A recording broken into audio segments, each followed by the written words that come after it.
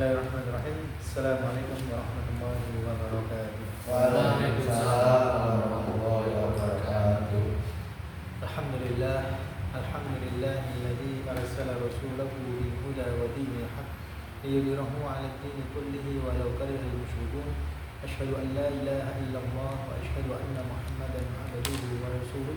Allahumma shalli wa sallim wa barik ala nabiyyina wa maulana Muhammadin wa ala alihi wa ashabihi wa man tabi'ahum bi ihsan.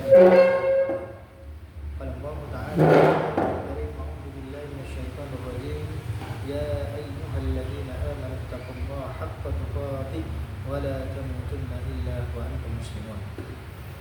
Alhamdulillah, teman-teman yang dimuliakan oleh Allah Ta'ala, kita berjumpa lagi, bertemu di pertemuan kali ini untuk mempelajari, mengkaji berkaitan dengan adab-adab dan akhlak-akhlak sebagaimana yang dibahas dalam kitab Adabul Mufrad. Alhamdulillah, pada kesempatan malam hari ini kita semua masih diberikan kesempatan bisa berkumpul lagi, bertemu lagi untuk mengaji bersama.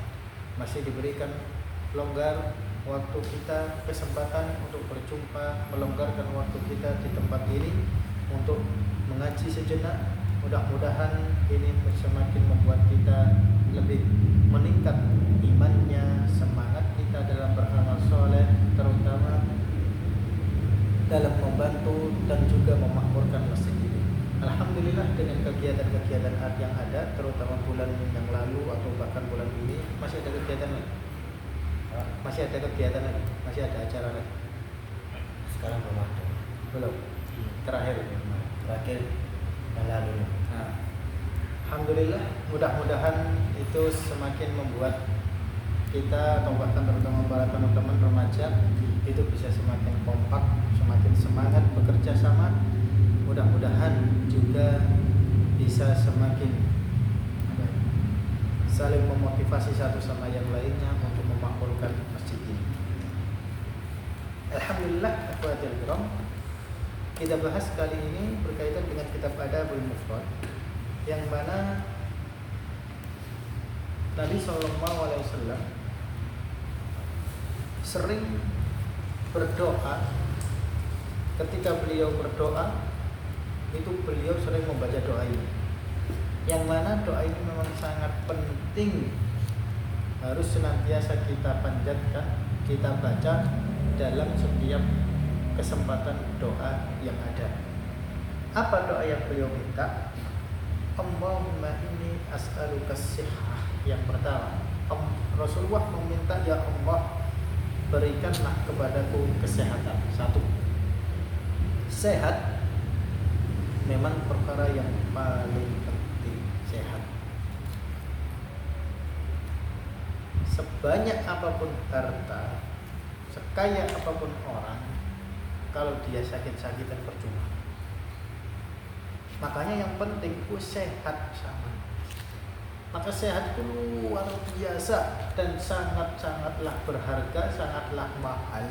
Itu baru bisa terasa ketika kita sakit. Pas sakit itu baru kita keingat. Lupa lebih baik. Meskipun sekitar penyakit-penyakit biasa, demam, masuk angin, panas, sakit gigi, itu sakitnya luar biasa. Sakit gigi, meskipun yang sakit itu giginya, tapi yang ikut mumet itu kepalanya. Yang sakit gigi, artinya meskipun kadang-kadang anggota tubuh kita yang sakit itu cuma satu, tapi karena saking sakitnya itu bisa mempengaruhi anggota tubuh yang lain. Kepala kita semakin pusing, cenut-cenut, terus lorongnya nggak enak, makan juga nggak bisa nyaman. Kemudian tangan itu juga nggak bisa diam, megangi terus.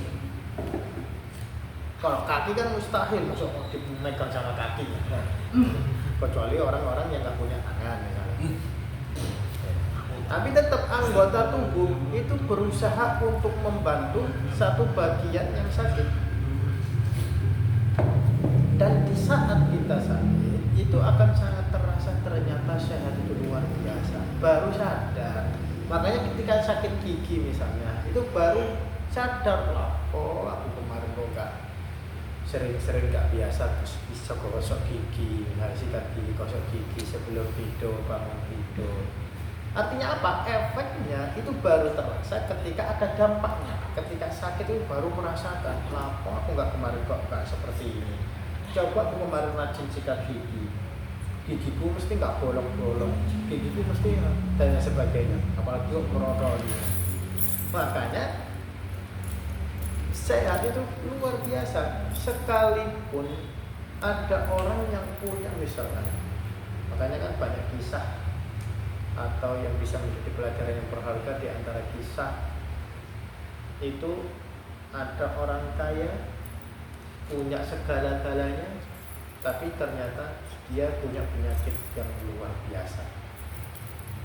Suatu saat orang ini bertemu dengan orang biasa, melakukan perjalanan jauh, meskipun dia punya segala-galanya, tapi sakit itu tidak bisa menikmati.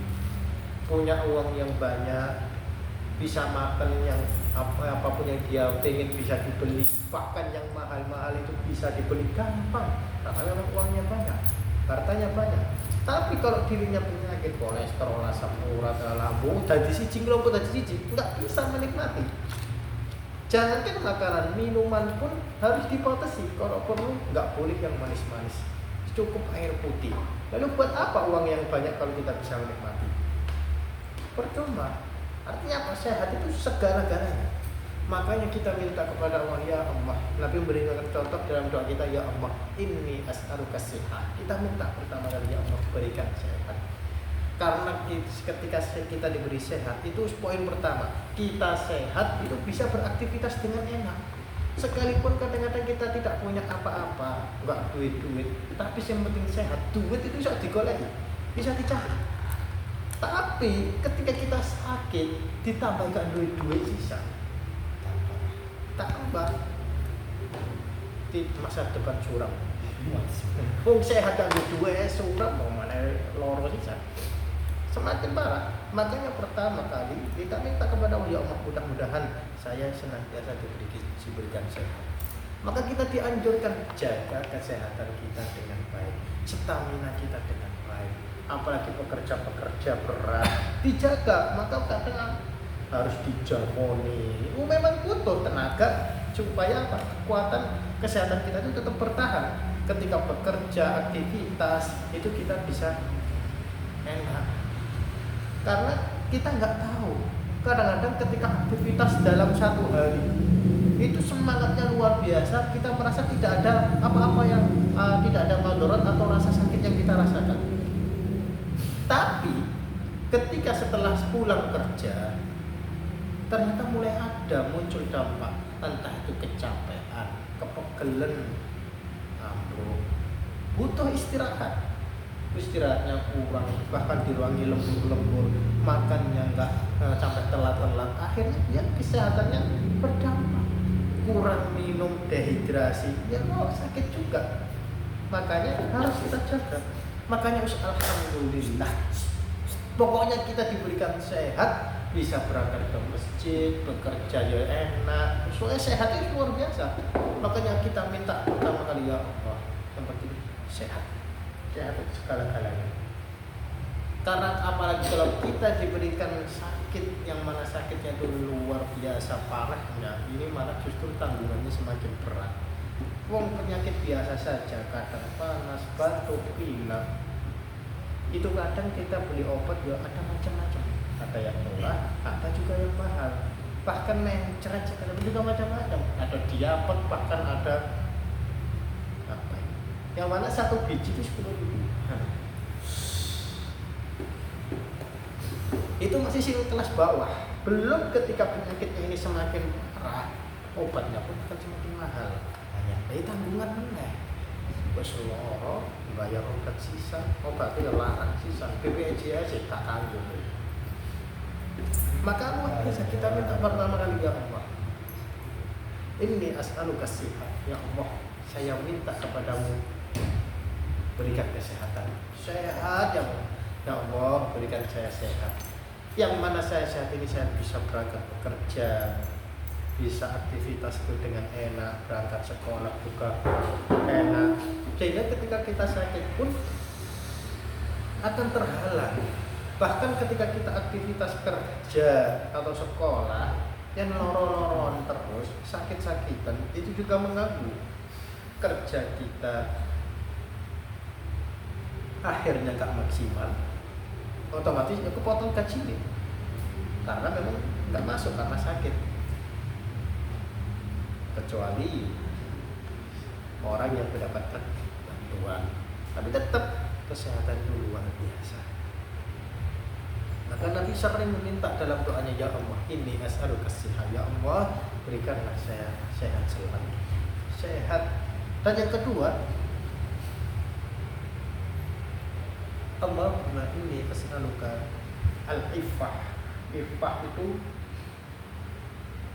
penghormatan, kehormatan yang terjaga. Ya Allah, tolong jaga kehormatan saya. Ini yang kedua.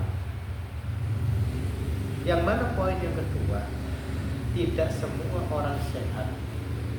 Ketika dia diberikan nikmat oleh Allah dia sehat, banyak orang di luar sana tidak mampu menjaga kehormatannya. Ini penting. Makanya kita diingatkan oleh Allah, sekalipun kita diberikan sehat, tapi jangan lupa kehormatan kita itu sangat penting. Kita jaga dengan baik, jangan sampai kita tergelincir, apalagi merusak kehormatan Islam kita. Kok muruah kita, kewibawaan kita itu sampai hilang. Karena apa? Kesalahan, kemaksiatan yang kita kerjakan, kejahatan yang kita kerjakan, merusak nama baik keluarga. Anak bapak itu loh, ngerti ya? Ini ditangkap polisi. Apa kok? Akhirnya tambah ribut. Kayak gosip ibu-ibu disebarkan kemana-mana. Itu narkoba, mendem-mendeman, ketangkep. Kan mencemar. Makanya al-iffah, orang sehat saja itu enggak cukup ketika sehatnya tidak digunakan dengan baik.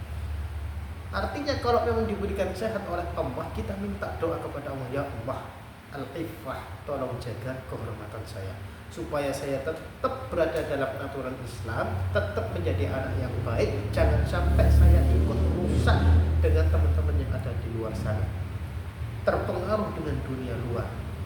Jangan sampai saya menjadi pemuda-pemuda yang lupa dengan kewajiban-kewajiban, lupa dengan sholat. Tetap ya Allah arahkan saya.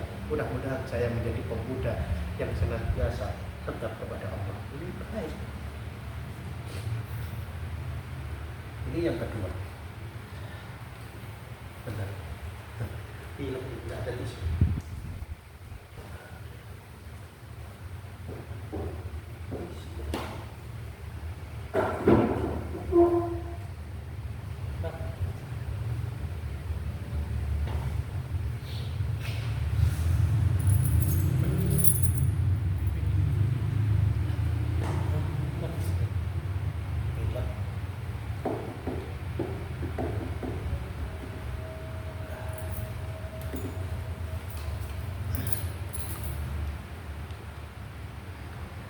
Makanya di sini luar biasa penting.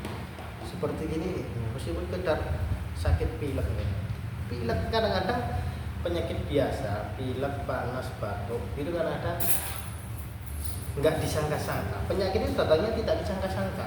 Bahkan kadang-kadang awalnya kita sehat-sehat saja, tapi karena udara kita nggak cocok, itu kadang-kadang langsung pilek seketika itu juga, batuk misalnya. Dengan cuaca di sini, kita pindah ke tempat yang lain yang lebih dingin. Awalnya kita sehat. Ketika pindah misalnya ke Batu, adem ya, dingin. Tiba-tiba orang pilek. Karena memang udaranya beda. Bahkan bisa jadi kita misalkan berada di luar rumah, kemudian main ke rumah teman, atau bahkan masuk ke sebuah hotel misalnya, atau bahkan di tempat AC. Ketika perubahan tempat udaranya yang awalnya itu awalnya udaranya luar, kemudian kita pindah ke dalam yang ber-AC, kadang-kadang memang tiba-tiba kemudian pilek atau bahkan yang sakit, meskipun cuma sebentar, tapi tetap akan menghambat kerja, aktivitas, bicara, itu nggak bisa enak. Makanya yang pertama sehat, kita minta ya Allah Doa terus kepada Allah, mudah-mudahan diberikan sehat. Sekolah yang izin terus, ya gak enak. Karena memang ada datanya, ketika mungkin rapot, ini anaknya ini selama sekolah ini ujinya berapa kali, apalagi kerja, pengaruhnya dengan penghasilan. Terus kerjanya maksimal, gak maksimal, terus sering gak masuk, meskipun sakit. Iyalah, izin ngodulin, kemudian kelemput namanya gak masuk karena memang males ya. Tapi tetap meskipun sakit karena nggak masuk kerja, otomatis gajinya dipotong, nggak bisa maksimal. Makanya sakit itu luar biasa. Kita itu menjadi diperingatkan oleh Allah Ta'ala, sehat ini kita jaga dengan baik. Tapi ketika kita diberikan oleh Allah kesehatan, jangan lupa al-ifah, minta juga kepada Allah Ta'ala supaya kita bisa mampu menjaga kehormatan kita. Kita seorang muslim, pemuda yang baik, dan juga dari keluarga yang baik. Jangan sampai sampean merusak nama keluarga sampean. Karena pergaulan sekarang ini anak muda itu luar biasa, pengaruhnya sangat besar. Bahkan ketika sampean tidak berhati-hati ngumpul bareng sama teman-teman yang di luar sana, awalnya mungkin tidak kelihatan, tapi lama-kelamaan ketika pergaulannya salah, sekalipun misalkan sampai itu berasal dari keluarga yang baik, bapak ibu, mungkin kiai, atau bahkan memang takmir, apalagi keluarga baik, apalagi tokoh masyarakat, tidak menjamin sampai itu akan tetap berada kebaikan kalau pergaulan sampai itu salah. Makanya jangan sampai merusak keluarga bapak ibu sing wis apik, kemudian gara-gara kelakuan sampean itu kemudian bapak ibu melu kena. Tuh delok anak bapak ibu, Pak Kiai. Ikut malah salah satu takmir. Lah iku lho anak lah kok koyo ngene. Ya rusak, jelek namanya. Wis bapak wong apik malah anak koyo ngene. Tercemar gara-gara kelakuan anak-anaknya. Makanya harapan dari bapak ibu itu bisa mendidik hasilnya anaknya ini memang untuk membanggakan orang tua. Jangan sampai kemudian sudah dewasa, merasa sudah besar, itu kemudian merasa nggak mau diatur. Tetap arahan dari bapak ibu kita tetap kita dengarkan. Sekalipun kita merasa aku wis gede, karena banyak anak muda sekarang itu merasa yang wis gede itu gak kelem dikandani, nggak mau dibilangin aku wis gede kok dieling-elingno. Iya yang sampai wis gede sudah tahu tanggung jawabnya. Wis gede tapi malah tambah malas. Wis gede tambah gak kelem diatur. Iki salah. Sekalipun wis gede, bahkan jangankan sudah besar, wong sudah menikah, sudah berkeluarga, bahkan sudah tua sekalipun masih butuh peringatan, masih butuh nasihat. Gak bisa kemudian aku urip dhewe enggak usah pedulikan aku. Cocok malu-malu urusanku, sak karepku dhewe. Gak bisa. Tetap makanya syukuri masih ada teman-teman yang masih mengingatkan kita, artinya masih ada orang-orang yang menginginkan kita supaya kita tidak terjerumus kepada kejelekan. Makanya ini al-ifah, kehormatan kita itu luar biasa. Dan yang ketiga, Nabi meminta wal amanah, sehat, kemudian kehormatan supaya dijaga terus, kemudian amanah. Amanah itu juga sama. Apa sih amanah? Amanah ini adalah sebuah tanggung jawab yang memang diserahkan kepada seseorang supaya dijaga dengan baik. Ini adalah sebuah amanah, ini sebuah mandat, ini ada pesanan dari Bapak ini tolong dijaga. Amanah itu sangat luar biasa efeknya. Karena ketika orang bekerja dalam dunia bisnis atau politik atau apapun kerjasama, amanah itu sangat penting. Karena apa? Untuk menjaga kepercayaan satu sama yang lain. Makanya orang mau bekerja sama dengan orang lain karena merasa saya percaya dengan Anda.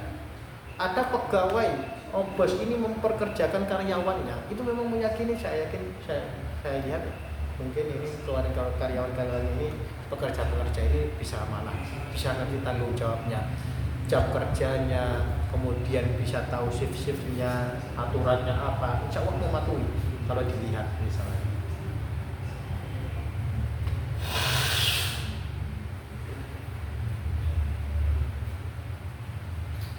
Tapi ketika kepercayaan ini sudah diselisih, kepercayaan ini sudah dihilangkan, apalagi dikhianati, ini sangat menyakiti orang yang memberikan amanah. Misalnya ada orang dipasrahi tanggung jawab, sampai pasrahi menjadi bagian ini penanggung jawab keamanan, atau terlebih lagi menjadi penanggung jawab memegang bagian bendahara. Bendahara ini yang paling rawan karena memegang uang, dan uang ini sangat berbahaya. Ketika orang itu nggak kuat imannya, nafsunya besar, uang yang dipegang itu malah bisa jadi malah dimanfaatkan untuk pribadi. Makanya jangan main-main dengan uang. Maka ada istilah uang panas, hati-hati. Uang panas ini berbahaya. Ini adalah amanah, ini uang masyarakat, ini uang makmum, uang semua orang jamaah. Maka ketika dipasrahkan tolong dijaga ini nggih Pak. Tolong dijaga ini, nanti kalau misalnya ada keperluan acara seperti ini harus siap. Artinya memang Anda yang diberikan kepercayaan untuk memegang uang itu. Karena sudah diberikan kepercayaan, otomatis semua orang meyakini wis aman. Duit ini yang kita kumpulkan ini wis aman. Tapi kalau misalkan ternyata dikhianati, ternyata uangnya digondol, ternyata uangnya hilang, ternyata uangnya habis, otomatis ini nggak amanah. Orang ini gimana? Mau diserai bagian bendahara ketika dimintai untuk acara seperti ini, ngomong alasannya uangnya gak ono. Lah nanti kabeh duite. Enteng gawe tuku iki, gawe tuku mobil, gawe tuku sepeda, gawe tuku HP. Lah ya apa ini uang jamaah, enggak boleh kemudian digunakan untuk kepentingan pribadi. Artinya dia berkhianat. Maka stempel khianat, orang yang tidak bisa mendapatkan amanah, ini akan mendapatkan stempel dan penilaian buruk dari masyarakat. Akhirnya tidak bisa dipercaya. Dan orang pun mengenal, ojo apa itu, jangan orang ini terus tahu tak pasrah ternyata kok malah kayak gini. Ini nggak bisa dipercaya. Dan ketika satu kali dia mengkhianati, maka otomatis itu akan semakin memperburuk dan orang akan semakin banyak tidak percaya kepada dirinya. Makanya dalam bekerja, dalam kegiatan apapun, ketika kita punya amanah, tanggung jawab yang harus kita lakukan, usahakan maksimalkan. Kerjakan dengan baik, aturannya apa, lakukan. Sekalipun itu bukan perkara masalah agama, perkara masalah bisnis pekerjaan. Sampai kerja manut coko, yang manut aturan di situ tempat kerjanya gimana. Nggak bisa kemudian sampai kok budal saenake dhewe. Aturannya budal kudu mlebu jam 8. Aku tak budal kok jam 10. Mau kesel ngantuk. Tetep aturannya ngantuk kesel yang iso budal aturannya sakmono. Bahkan pihak kantor atau pihak tempat kerja pun nggak mau tahu ketika sampean kok budal telat, wis tetep alasan macet opo wae, tetep aturannya kudu mlebu jam sakmono. Ya telat, ya jangan salahkan nanti akan ada teguran atau ada hukuman. Makanya ada aturan, nggak bisa kemudian usaha enaknya aku budal mungkin lah boleh dewi ya. Ini kepada orang lain nggak bisa. Artinya apa? Kita terikat dengan aturan tersebut dan kepercayaan ini sangat penting. Maka ketika misalkan kok ada orang kerjanya seenaknya sendiri, otomatis ya apa? Nggak bisa bertanggung jawab ini. Wis kerjane telat-telat, kerjane budal ya telat-telat, sampai nang tempat kerja cik ngantuk sisane nglentrak ngantuk, kerjane yo gak iso cakep kelemar, iki enak akhirnya iki apa ya? Bisa jadi malah ya wis dipecat apa, kerja gak becus, kerja koyo ngene. Gak gelem reposo. Apalagi di tempat-tempat yang keras, apalagi tempat-tempat yang memang membutuhkan tenaga yang besar, maka harus ditunjukkan kerjanya bagaimana, sistemnya bagaimana, tanggung jawabnya apa, di pasar ayo apa, bagian sekretaris, bendahara atau bagian apapun, tetap usahakan tanggung jawab itu adalah amanah yang besar. Kita harus pertahankan, laksanakan. Tapi kalau kita melanggar, otomatis ini akan semakin membuat kepercayaan atasan, kepercayaan bos kepada karyawan ini semakin menurun. Sekali dilihat ini, bapak ini kadang telat terus, akhirnya koyo nggak iso. Akhirnya semakin menurun, kepercayaan semakin menurun. Akhirnya lama-kelamaan dia diganti dengan orang lain. Makanya amanah itu sangat penting. Bahkan Nabi mengatakan la dina liman la amanah. Tidak punya agama bagi orang-orang yang tidak bisa amanah. Sampai-sampai dikaitkan dengan masalah agama, kalau dibayangkan orang tidak bisa amanah dalam masalah agama, ini sama saja orang tidak memiliki agama. Kenapa? Karena kepercayaan tersebut itu sangat penting. Ketika orang menyelisihi, mengingkari kepercayaan, apalagi berkaitan dengan masalah agama, maka masyarakat pun akan menilai, lah kok bapak kita ini seperti ini, apalagi dalam masalah agama, ini berkhianat ini. Maka ibarat orang itu tidak beragama, orang yang tidak punya agama, otomatis dia akan berbuat seenaknya sendiri. Nggak bisa dipercaya. Orang ini katanya baik, katanya kiai, katanya imam, lah kok kayak gini? Akhirnya jeleklah namanya, ifahnya, kehormatannya pun menurun. Artinya nggak cocok lingkungannya, semakin rusak. Dan ini pengaruhnya dari amanah. Ini yang keempat. Kemudian yang diminta oleh Nabi SAW dalam doanya, Allahumma inni as'aluka, terutama husnul khuluq, yaitu akhlak yang baik. Nabi tetap berdoa, ya Allah, mudah-mudahan saya diberikan senantiasa mempunyai akhlak yang baik. Ini Nabi loh. Nabi sekelas Rasulullah, khairun nas wa khairul anbiya, sebaik-baik manusia, sebaik-baik para nabi, tetap minta berdoa kepada Allah Ta'ala mudah-mudahan terus bisa memiliki akhlak yang baik. Lalu gimana dengan umatnya? Gimana dengan kita? Pernahkah selama ini kita berdoa kepada wahai Allah, mudah-mudahan saya diberikan akhlak yang baik, mudah-mudahan saya diarahkan mempunyai akhlak yang baik, tumbuh menjadi pemuda-pemuda yang baik. Ya tinggal sampai niat. Selama ini sampai sekarang ini sampai dongo apa? Apa berdongo ya Allah, nang sugih nang duwe cair sing akeh apa meneh misale cedheke dioyowan ya hari nang mudun. Apa dongane gore ngono tok. Mudah-mudahan bisa beli kendaraan baru, HP baru dan sebagainya. Muga-muga nang rabi misalnya. Amin. Tetap maka kita lihat selama ini doa-doa yang sudah kita lihat itu apa? Makanya Nabi itu memberikan solusi, memberikan contoh. Wahai kaum muslimin, kalau kalian itu merasa bingung yang diminta itu apa, maksud saya bingung aku njaluk apa, tapi tetap Nabi memberikan sesuatu atau poin-poin yang penting yang semestinya harus kita minta selalu kepada Allah. Ya ini diantaranya sehat, al-iffah, kehormatan, dijaga kehormatannya, senantiasa amanah, dan yang keempat supaya senantiasa memiliki akhlak yang baik. Tetap karena akhlak yang baik ini butuh tidak cuma sekedar usaha praktek kita supaya punya akhlak yang baik, tapi tetap usaha dibarengi dengan doa. Doa inilah yang akan menguatkan usaha kita supaya senantiasa mempunyai akhlak yang baik. Maka kalau kita bahas secara rinci, sebenarnya apa sih akhlak yang baik ini? Akhlak yang baik ini adalah perilaku yang memang al-khuluq, perilaku yang baik yang sesuai dengan syariat, sesuai dengan sunnah-sunnah Nabi. Dan kita berperilaku, kalau ingin kelakuan kita itu dinilai baik menurut syariat, artinya yang harus kita perhatikan di sini adalah dinilai baik menurut syariat, bukan menurut masing-masing kita. Sehingga tidak mesti kita menganggap perbuatan kebiasaan kita baik itu belum menjamin itu benar sesuai dengan syariat. Jangan-jangan selama ini dia mengira aku wis nglakoni apik, ternyata itu adalah perbuatan yang salah. Jangan-jangan dia merasa sudah melakukan kebaikan, tapi justru pada jalan yang salah. Khawatirnya sama halnya yang dilakukan oleh orang-orang munafik.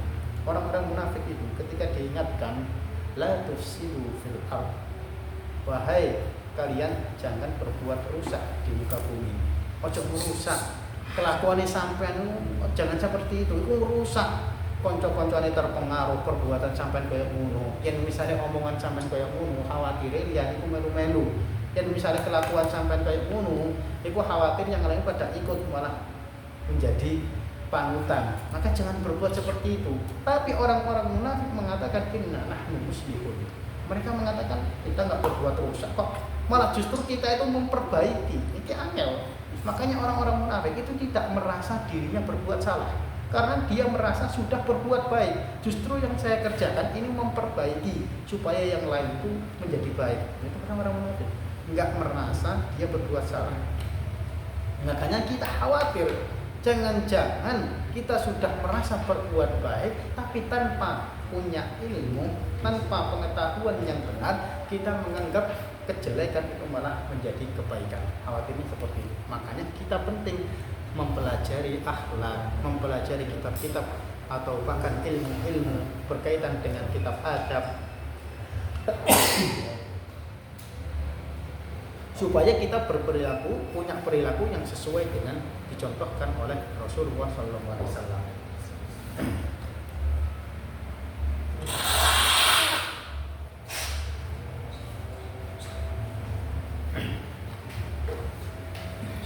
Dan yang terakhir yang dimintakan oleh Rasulullah ini waridho bil qadar. Beliau meminta dalam doanya, ya Allah, saya akan senantiasa ridho terhadap semua takdirmu. Ini. Kalau bahasa kita nerima apa adanya, nerima semua takdir yang diberikan oleh Allah. Maka kita orang beriman dianjurkan oleh Allah dan Rasulnya itu senantiasa bisa menerima apapun yang kita dapatkan, apapun yang kita alami. Wis pokoknya nerima. Kalau bahasanya itu syukuri mawon, syukuri apa yang ada. Yang misalnya oleh sakmono, ya wis alhamdulillah. Kok misalnya lu akeh oleh, wis tambah meneri, tambah seneng, alhamdulillah juga. Makanya susah senang pun tetap terima saja. Enggak usah malah berutu, beresulo, enggak terima, apalagi memaki-maki, oh pukul sak menit tok, tak enak memaki-maki. Jangan seperti itu, tetap kita syukuri. Makanya kita tetap berdoa kepada Allah, ya Allah, berikanlah aku hati yang longgar, mudah-mudahan saya diberikan kesabaran, ketabahan supaya mampu bisa menerima takdirmu ini dengan baik. Ini yang diajarkan oleh Rasulullah, menerima takdir, segala takdir yang ditetapkan oleh Allah. Makanya kita ketika diberikan kesenangan, ya wes kita syukuri. Alhamdulillah ya Allah, ternyata rezeki saya lancar. Alhamdulillah kok ono rezeki. Tetap bersyukur kepada Allah, tapi jangan lupa tunjukkan rasa syukur kita itu dengan ibadah, dengan mendekatkan diri kepada Allah. Tidak cukup sekedar alhamdulillah tok, tapi kemudian ternyata digawe mendem-mendem, digawe dugem, digawe keslot mana. Tetap jangan. Apa judi nge-game slot enak. Artinya apa, ketika sampai dapat rezeki, misalnya kerja sampai direwangi lembur-lembur, kerja akhirnya dapat penghasilan, semuanya direwangi lembur, misalnya lembur kerja yang apa di samping yang lain atau bahkan ngojek misalnya kalau sekarang, tetap usahakan ini tambahan rezeki, syukuri, jangan malah justru dihabis-habis, dientek-entek, apalagi untuk kemaksiatan kayak pinjol, kemudian gawe terus ngeslot mau entek. Karena apa? Mumani, game-game yang seperti itu mumani. Ibarat kalau sampai main game neng Temzon atau mall biasa, musim-musim itu sekali dua kali itu rasa pengennya itu semakin meningkat. Awalnya kalau sampai nggak nyoba, insya Allah nggak tuman. Tapi ketika sampai nyoba, aduh, kurang siki, tuman terus maju terus. Tanpa sadar, biasa-biasa makanya uang 100.000 sampai masuk game ngono wis dilutak wis entek. Enggak terasa. Makanya sekali mencoba, apalagi 2 kali, 3 kali setelah bisa membuat ketagihan. Itu bahayanya. Sama game itu sama seperti itu. Awalnya seorang dipancing, menang, dapat hadiah. Akhirnya dicoba lagi. Gagal, kurang sini, terus kurang sini. Akhirnya dibelani ngutang. Akhirnya sampai ngutangnya banyak gara-gara game. Bahaya, makanya tetap sedikit banyaknya usahakan bersyukur kepada Allah. Makanya ikhwatul kiram, inilah di antara doa-doa yang penting yang dipanjatkan oleh Nabi SAW supaya kita bisa mencontohnya. Artinya perbanyaklah doa. Allahumma inni as'aluka as-sihhah wal 'iffah wal amanah wa husnal khuluq wal ridha bil qadar. Meminta kepada Allah beberapa hal. Pertama, minta ya Allah supaya diberikan sehat selalu, itu pertama. Yang kedua, minta ya Allah supaya senantiasa dijaga kehormatan kita. Yang ketiga, mudah-mudahan kita senantiasa amanah dalam segala hal. Yang keempat, mudah-mudahan husnul khuluq, mudah-mudahan kita senantiasa bisa memiliki akhlak yang baik.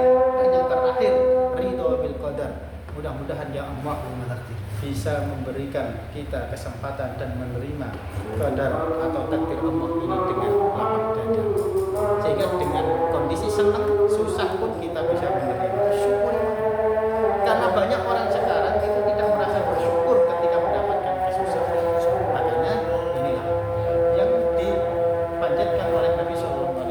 Sebagai tambahan sedikit, pernah ditanyakan kepada Aisyah radhiyallahu anha, sahabat bertanya kepada Aisyah, wahai Amirul Mukminin, wahai Ummul Mukminin, wahai Aisyah, bagaimanakah akhlak Nabi? Maka Aisyah selaku istri Nabi yang hidup sehari-hari dalam keseharian ini dalam keluarga tahu. Maka Aisyah menjawab, bukanlah khuluqul Quran. Nabi itu akhlaknya itu Al-Quran. Maka kalau orang zaman sekarang, akhlak Al-Quran itu bagaimana sih? Artinya semua yang dibahas di dalam Al-Quran itu semuanya akhlak Nabi. Lalu bagaimana kita mau mempraktekkan Al-Quran ini dalam akhlak kita? Tinggal kita mencontoh bagaimanakah Nabi bersikap. Maka Nabi itu ibarat apa? Quran berjalan. Pokoknya prakteknya lihat Nabi. Lalu supaya kita tahu bagaimana perilaku Nabi, kita nggak bisa berjumpa karena Nabi sudah wafat, sudah meninggal. Kita nggak bisa bertemu. Lalu bagaimana kita tahu apa yang dilakukan oleh Nabi, perbuatan Nabi itu bagaimana, ngomongnya Nabi itu bagaimana? Maka itu yang harus menjadi kewajiban kita pelajari. Ada ilmunya, ada kitab-kitabnya, nggak sembarangan, nggak ngawur, apalagi kok menyandarkan sesuatu yang tidak dilakukan oleh Nabi. Ini sebuah kedustaan. Makanya Aisyah menambahkan di antara akhlak-akhlak Nabi sebagaimana disebutkan dalam surat Al-Mu'minun, qad aflahal mu'minun, yang kemudian disebutkan ciri-ciri orang-orang beriman. Itu di antaranya, jangan banyak, bahkan ada akhlak-akhlak yang lain. Paling tidak ini menjadi suatu hal yang memudahkan kita kalau memang kita ingin punya perilaku dan akhlak yang baik. Paling tidak ini apa yang dilakukan oleh Nabi ini sudah menjadi salah satu contoh kenyataan yang nyata bahwa kalau kita ingin punya akhlak sesuai dengan Al-Quran, kita lihat apa yang dicontohkan oleh Nabi. Makanya mudah-mudahan dengan apa yang kita pelajari dari kitab Adabul Mufrad yang membahas tentang adab-adab perilaku yang dicontohkan oleh Nabi ini bisa terukir, bisa membuat kita semakin baik perilakunya, semakin kita mampu menjaga omongan kita, akhlak kita, sikap kita, supaya kita tidak terlalu kasar, ngawur, apalagi terhadap orang tua kita. Insya Allah kita lanjutkan pertemuan mendatang. Aku lupa lihat, astagfirullahaladzim wa lakum, Rabbana taqabbal minna innaka antas samiul alim. Wassalamualaikum warahmatullahi wabarakatuh.